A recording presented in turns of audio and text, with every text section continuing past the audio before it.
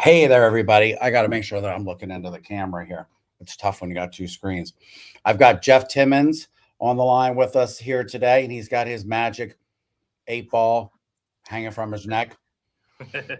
And lucky to have Jeff here today because Jeff has been showing houses like there is no tomorrow. And we've got some market updates, which I'm going to do the share screen here. Blah, blah, blah. Where are you? Oh gosh. Oh yeah, window. It's been a while, folks. Sorry. Stupidity is setting in. All right. So here we go. Here's our weekly snapshot. I'm gonna put this right here. That way I'm actually looking at the camera.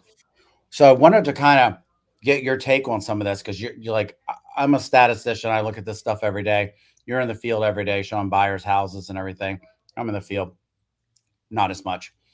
And so it says here showings are down 24%. I know showings aren't down for you 24%, but why on earth do you think that is? Like if we had to like brainstorm compared to last year, 1 year ago, 24%, which that's hard to remember, but compared to a week ago, 22% down. What I mean, got any insight as to why you think that may be? Uh, it could be a multitude of factors. I want to say it's because, again, we have much more demand than we do inventory. I mean, again, we're seeing escalation of prices. People in bidding wars, we're seeing properties go for 10, 15, 20,000 over their asking. And I think some people just don't feel like the fight. Um, it's competitive out there, and it's, and then, like I said, the pickings are slim, and so a lot of times we want what we want, and we're not willing to bend.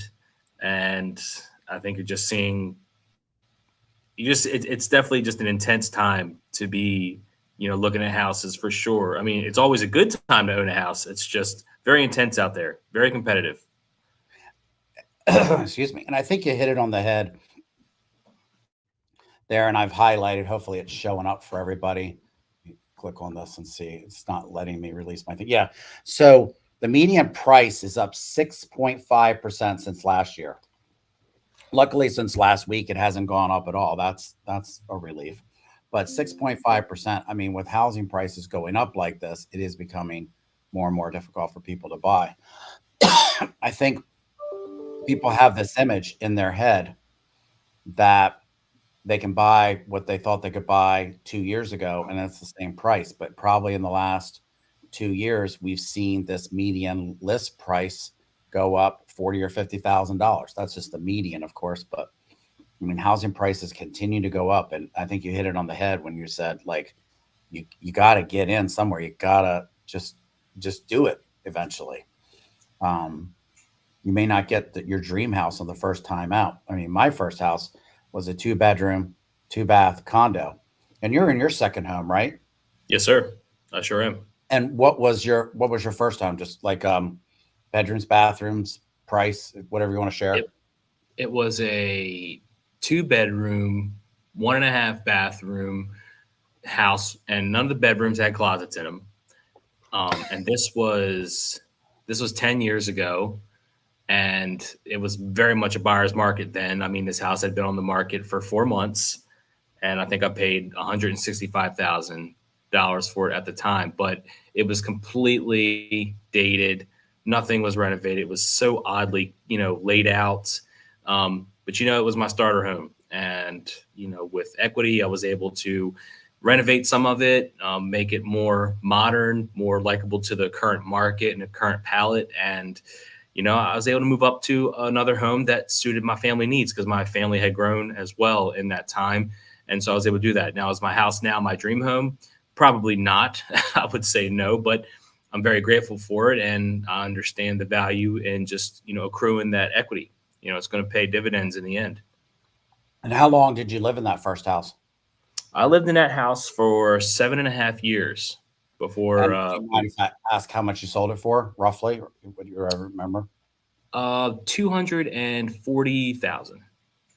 So even in a much slower market, it still went up like what, 60 or 70,000 in equity? Absolutely. Yeah, definitely. It's like ten grand a year. And that was probably conservative for that time. So we're seeing things go up a lot. My first house I bought in 1995.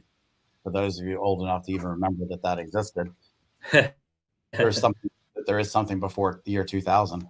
I know none of my kids believe that that was true, just like we didn't believe there was anything before 1900. And my first house in 1995 was $64,000, and it was a condo, which was not a good buy, not a good first time home buyer purchase unless it suits you. And actually, it did suit us because I was working round the clock trying to even make payments for this thing. But yeah, so we didn't make any profit off of it, except for the equity that we had in it, stuff like that. There was it was a terrible market for us where we were living and stuff like that. And I wasn't a real estate agent yet, so I didn't even understand that stuff. But at least we weren't throwing it into rent. We got all of our money back out of it when we sold it and stuff. So here's the thing. Are your people that you're working with excited about this? I mean, we're up 25% from last year. And last year we were just starving for listings. And now we're up 25%. I'd love to be up 50%, but is this 25% helping? Uh, my current situation, I want to say no. I'm finding it difficult to find homes with the proper that meet the palette of the general market right now. Like what do people like to see? I think we're seeing like owner suites on the rise, that kind of thing. It's very specific things with the homes, and the ones that meet that criteria. Like I said, there's so much competition. I think it's a little overlooked, the fact that we have much more active listings than we did prior. Just because of the level of competition, it still seems like there's not much out there. And I mean, in a way that's correct. Another way, I think it's like you were just saying earlier. At what point you know, do you just get in there, start earning your equity, stay in it for 5 years, and then proceed when time is on your side, equity is on your side, you have all the things going for you. Um, I would like to see a little bit more, out of what's on the market. I'm hoping to see a few more things hit that, could meet the palate of a few particular individuals that I would love to help. And once we see that, we'll get them there, and hopefully we can help with the next one. I mean, it's just getting your foot in the door. Really, that's what it is. So what I hear you saying is that if you are sitting on the sidelines and you are looking to sell, this is still a great opportunity for you because the great houses are going fast and the dogs are just sitting there, right? Exactly. So if you got a house that you've renovated, you've put love into it, Or and if you want it's to get. one floor living, Yeah, ranchers are everything, man. Ranchers are like gold. They're like gold. If you got a rancher and it's been renovated, you put it on the market. You'll never get more money for it. I swear, they really are gems. They really are. yep. And right now you have a lot of choices of other houses and stuff. And the move up market is moving very slow. This, of course, median time to contract, this is a conglomeration of the entire area. So different areas move faster and slower, but we are seeing people being able to sleep on it. I wouldn't say you get to go see the house 3 or 4 times. That's a bit ridiculous. But if you go see a house on a Wednesday, you can sleep on it. And when you wake up Thursday, put your offer in. I don't think that's unreasonable. But if it's Friday or Saturday, no, you go have a meal on it. You decide, talk to your family, friends, uh, call Tony Robbins, whoever you got on speed dial, and get their opinion. But then you move on it. Yeah, I So can. here's the thing that blew me away. Canceled listings. And we didn't do this last week, and I apologize to everybody, but this is fantastical. It just blows my mind away. It's like Disney. It doesn't even seem real. A week ago, we're down 6.7. So that means that these two percentages don't exactly relate to each other, but this means that compared to a year ago, last week we were down probably somewhere in the range of 50%. I mean, 50% of our listings were getting canceled. So 50% of the people are taking their houses off the market. Now, there's all kinds of different things that explain that. We just took two listings from a client who had other agents that he was working with, and he realized that they just weren't working hard for him. They weren't advertising, blah blah blah, and so he had two listings that are canceled. Those houses are still going to sell because we're going to sell those houses, but they were canceled. So I guess a lot of people are getting disenchanted that are waiting and stuff like that. Like, are you seeing houses that are getting canceled out from under you? Like people aren't waiting long enough, or what's your take of this cancel? I'll call it the cancel culture, but that's not really what it is. The canceled listing. Well, I think I think it definitely pays to wait and be a little bit patient. I mean, you got to get time for it to get some saturation out there. You know, you want to advertise it, let the people see it, let it get out there. Um, and if it's not going, then I think you have to diagnose what's going on. Maybe you have to get realistic about maybe your list price, or maybe it's something about your house, or what our situation is. But I would say that you have to be open minded and be able to take a look at it, because if it's priced right and it's advertised and it's meeting the market needs. I can't tell you how many houses I've seen in the last 5 weeks, at least eight of them that were on the market for 24 hours, one day, and they were gone like that. So That's there's, this extreme. Yeah, definitely. yeah, it's, And for yeah, everyone that's on the market for one day, there's got to be one that's on the market for like 42 days to counterbalance that. Um, exactly. so yeah, there's a lot of stuff.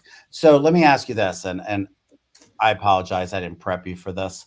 You didn't see this one coming. I asked you a tough question. So you got people that are sitting on the fence. Obviously, we just ride up and down the road, see tons of people sitting on the fence, metaphorically, of course. People are sitting on the fence, thinking about buying, thinking about selling, and stuff like that. Pick one or both or whatever. If you were talking to buyers, I guess, what's the one thing that you would suggest buyers do? What's step one to get them off the fence? Like if they're saying, okay, all right, Jeff, you convinced me.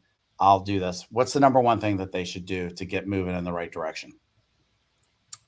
Get realistic about their home goals. Right. So what that means is finding out what your income and your lifestyle and everything put together, and how much home you can actually afford, and get real with what kind of home that is.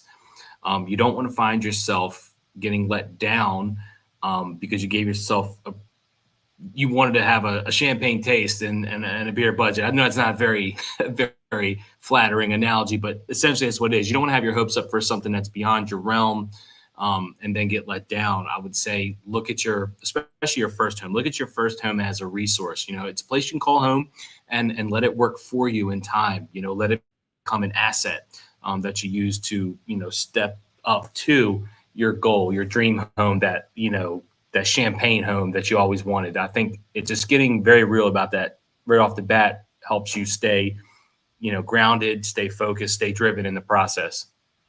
Yeah, I think that's golden. And you threw me for a loop there. I was guessing in my head things you might say, and that was not one of them. Yeah, that's awesome because just get real and know what you need and everything. And I would just add into that, like, a lot of times people come in, they're like, well, I'd like three bedrooms. And it's just like husband and wife or whatever, two people. And they're like, yeah, I'd like to get you three bedrooms, but would two do? What if there was a downstairs, this, that, the other? We really, I think in this market, if you want to get going on something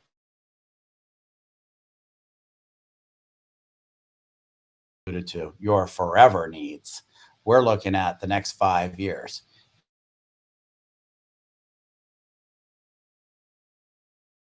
Hey, we don't need to have, a gymnasium set up for him in the basement. He's not even born yet. So we've got time. You can move up. And as you alluded to, your house is going to be the number one savings vehicle for you. So that's great.